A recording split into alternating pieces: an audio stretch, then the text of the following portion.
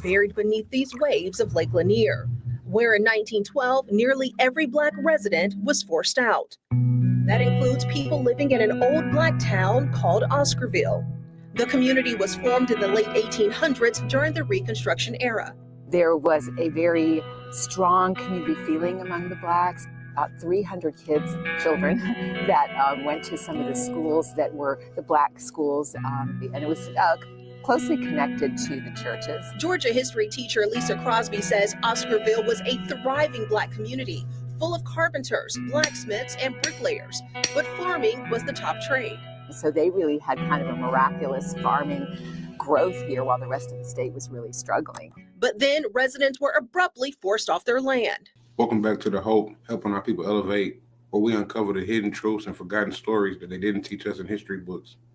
If you're new here, make sure to like, subscribe, and hit the notification bell so you don't miss out on the content that challenges the narrative. Today we're diving into the lost history of Oscarville, Georgia, once a thriving Black community, now wiped from the map. In 1912, racial violence and an orchestrated campaign of terror forced every Black residents out, their homes burned, their land stolen. And this wasn't just an isolated event. It's part of a larger pattern to erase Black prosperity in America. How did this happen? Who was responsible? And why is this history still buried today? Let's get into it. Peace and love, family. On behalf of Akuno Sankofa Bay, you know what I'm saying? Jay, where you at? We're trying to help our people elevate. Hope. H.O.P.E. We're giving them hope. We doing what we gotta do, you know. Every day, one step at a time, man. We're gonna make it happen. Helping our people elevate. Yeah. Sometimes I practice focus, thought, and meditate. I'm trying to come with other ways to help our people elevate. And seeking knowledge make me levitate. The lifted mental state is what results from how we orchestrate. This for the family's sake. Let's self-reflect and self-evaluate.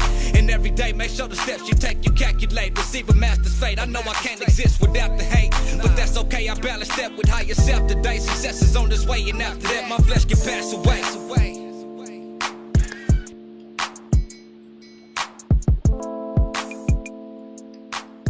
Forsyth, 1912, a timeline of the forced exile of the Black residents from Forsyth County. In 1912, several significant world events occurred. The Republic of China was established on January 1st following the overthrow of the Qing dynasty in 1911.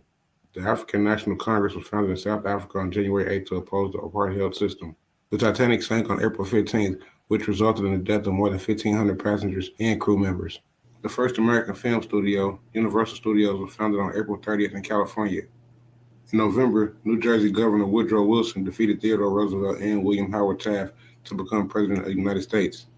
The year 1912 was also a time of continued racial violence in the South.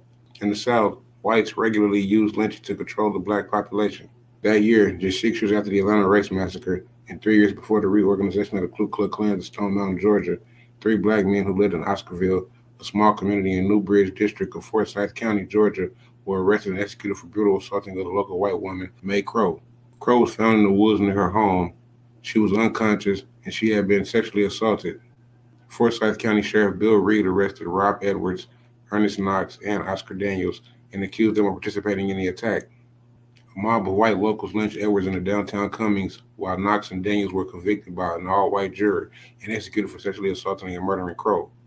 These events culminated in the forced displacement of more than 1,000 Black people from the county and an informal ban on Black residents living there until the 1900s. September 5, 1912, Ellen Grice, 22, a white resident of Forsyth County, claims a Black man entered her home at night and attacked her while her husband was away. When her husband returned, he and others began to search for the man who attempted to assault her. The search party captured Tony Howell, 22, and accused him of being the attacker. Forsyth County Sheriff Bill Reed arrested Howell and 4 others, Isaiah Perkle, 35, Joe Rogers, 24, Fate Chester, and Johnny Bates, as accomplices. He takes them to the jail in Cumming. Threatened lynchings at Cumming averted state troopers on duty. Appeals of officers and ministers to let law take its course have effect of staying mobs till soldiers arrive in automobiles from Gainesville. 500 white men crowd Forsyth County town anticipating violence, break up Negroes barbecue and search for Black weapons. Preacher, whipped attack on a white woman causes trouble. And a lot of this is alleged. They have no proof of a lot of this. That's the crazy part. September 7, 1912, as white residents of Forsyth County learn the arrest of the 5 Black men, they form a mob at the jailhouse in Cumming. A local Black preacher, Reverend Grant Smith, goes to the jailhouse after hearing the news. Smith comments to the crowd that Grice is a sorry white woman. In response, the white mob, which had grown to the size of a few hundred, turns their attention to Smith and brutally beats him.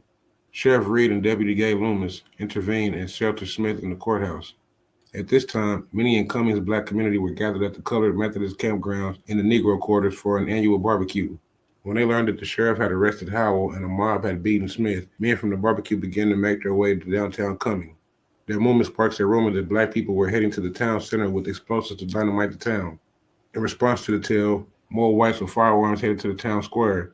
When the black men who had traveled to the jailhouse arrived, about 500 white residents await them. The white men in the crowd chase the black men away while Cummings Mayor Charlie Harris attempts to calm the public, encouraging them to disperse and return to their homes. The white mob refuses. Mayor Harris contacts Georgia Governor Joseph Brown and asks him to send Georgia's National Guards to break up the crowd. Governor Brown deploys the closest National Guard unit. The members of the National Guard travel by car from Marietta and arrive in downtown Cumming. When the National Guards arrive, the crowd finally disperses. September 8, 1912, amid the accusations by Ellen Grice in the beating of Reverend Grant Smith, a white resident of Oscarville, May Gray, 18, goes missing after visiting her aunt. Girl 18, throat cut, found unconscious in the woods near Cumming. Georgetown, stirred by threatened lynching again, the flamed daughter of a prominent planter found after an all-night hunt and rushed to her home. Searchers stumble on body in desolated clump of woods after aunt gives alarm. When young woman disappears Sunday afternoon, another clash between races now feared. September 9, 1912. The search party discovers Crow, unconscious but still alive, with her throat slashed in the woods near home. A search party member also finds a small pocket mirror in the woods, but does not specify how close it was to the crime scene. Crow's family takes her home in her unconscious state. People gather nearby to see what's going on. Only a short distance away at Pleasant Grove Church, a group of black teenagers gather to watch. Among them is Oscarville's resident Ernest Knox, 17. Knox had only recently moved to the county to live with his extended family, the Daniels. Knox and the Daniel family are some of the only black individuals living in the area of Forsyth County. According to the 1910 census, 513 people lived in the New Bridge district. Only 37 of those 513 were black residents.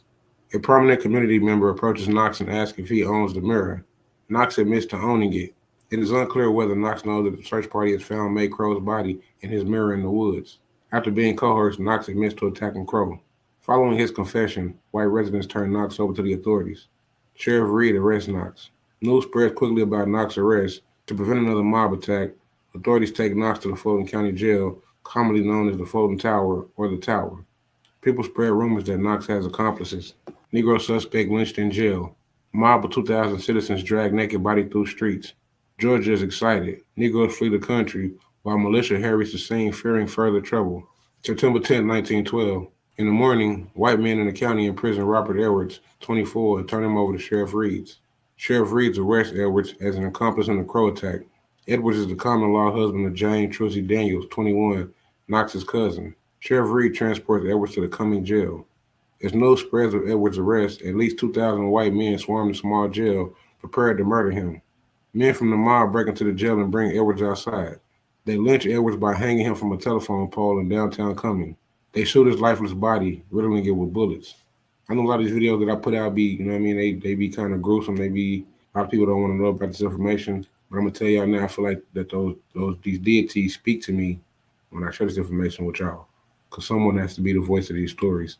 And a lot of these stories, as I'm reading these stories, they be new to me, just like they may be new to some of y'all. If you made it this far, like I said, and you're a continued supporter, make sure you hit that like button, But we're gonna continue reading. Negro flees from Forsyth. Enraged white people are driving blacks from the county. It's Cummings, Georgia, October 12th. A terrible state of affairs exists among the Negroes of Forsyth County just now. The recent outrages committed upon white women in the county have so enraged the white people that many of them have determined to drive the Negroes, good, bad, and indifferent, from the county. To this end, written notices have been put in rural mailboxes, posted on trees, and thrown to the doorsteps, warning the Negroes to leave. September 1912. Sheriff Reed arrests 3 more black residents of Oscarville concerning the assault on Crow. Jane Daniel, Oscar Daniel, Jane's 17-year-old brother, and Ed Collins, their 20-year-old neighbor, are all arrested and transported to the Tower. In the aftermath of Edwards' lynching, white residents of Forsyth County began terrorizing black families who lived there. Groups of white vigilantes in Forsyth used various methods, including threats and arson, to compel blacks to leave the county. Newspapers report that white residents burned black churches and distributed notices encouraging black residents to flee. They also raided black homes and damaged the buildings by shooting with rifles and other weapons. In the face of these attacks, black residents flee in droves, many taking only what they can carry. Black landowners abandon their property or sell it at a loss. September 23, 1912, May Crow died from injuries sustained during the attack. Because she never regained consciousness, Crow never implicated anyone in her attack. She is buried at Pleasant Grove Church, a short distance from her home on Durand Road in Oscarville. With Crow's death, Jane and Oscar Daniel, Knox, and Collins are charged with murder, in addition to their original sexual assault charges. How you convict somebody you ain't had no evidence, no proof, no facts? You coerce the boy to say he did it, and just because his family was a small group, you just accused them of doing it. October 2nd, 1912, everyone detained for the assault and murder of May Crow leaves the Fulton Tower in Atlanta to go to Cummings for their trial on October 3rd, 1912. There is no train to Cummings, so the prisoners ride their train to Buford, Georgia, and walk to Cummings. The Georgia National Guard escort them to quell any mob violence, and they spend the night at the camp set up by military personnel.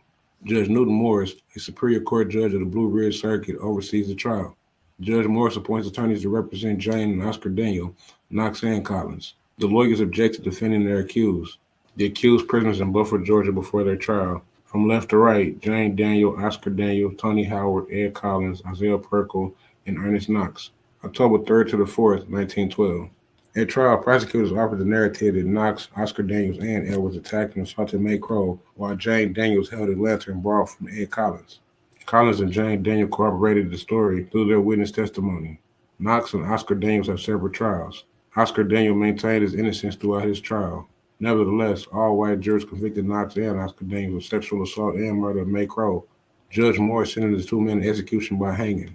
Judge Morris also plans to have a trial for Tony Howell for the attempted sexual assault on Ellen Grice, but no witnesses showed up. The Georgia National Guard transports Knox, Oscar Daniels, and Howell back to the Fulton Tower. Judge Morris sets an execution date on October 25, 1912 for Knox and Oscar Daniels. He also orders that the hanging be private and only be witnessed by relatives and relevant law officers. October 24, 1912. Leading up to the hanging, Dr. Ansel Strickland offers his land as an arena for the hanging. Despite the orders of Judge Morris, Sheriff Reed has gallows erected for the hanging in Dr. Strickland's large open field. While Sheriff Reed oversees building a 15-foot high privacy fence, a mob goes to the site at night and tears down and burns the fence in a bonfire. The mob does this without interference from Dr. Strickland or Sheriff Reed. Barricade burned, thousands of men, women, children see Negroes hanged. Soldiers guard gallows, Sheriff Springs trap. October 25, 1912. Sheriff Reed claims the fence cannot be rebuilt in time for a private execution. Thousands pour into the open field to gawk at Ernest Knox and Oscar Daniel and watch their execution. The end of 1912. By the end of 1912, white Forsyth County residents had forced most of black people who lived in the county to leave. They migrated to nearby counties seeking safety.